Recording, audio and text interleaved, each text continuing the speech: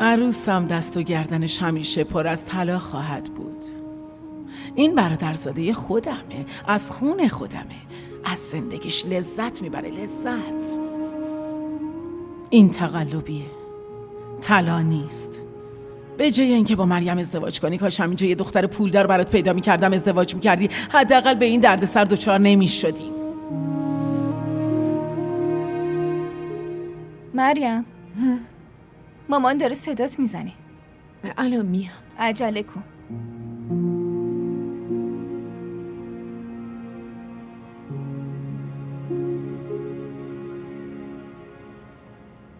عمه جون، با من کاری داشتین؟ بیا بشین.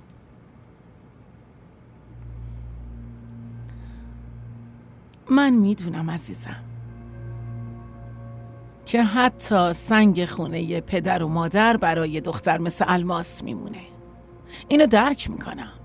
اما وقتی شوهر توی درد سر باشه، پس وظیفه زن اینه که بهش کمک کنه، تکیه‌گاه اون باشه، مگه نه؟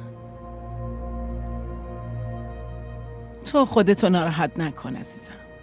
حالا ببین، یه روزی احمد سر تا پاتو غرق طلا میکنه.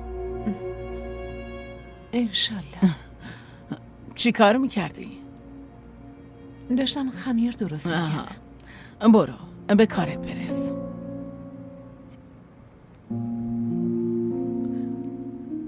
عمه جون، بله. آرد خیلی کم داریم.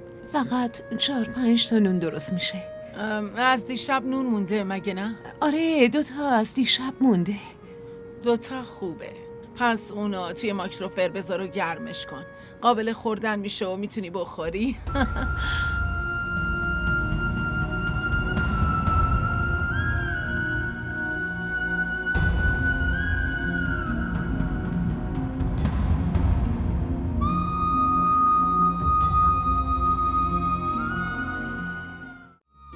کانال ما رو سابسکرایب کنید.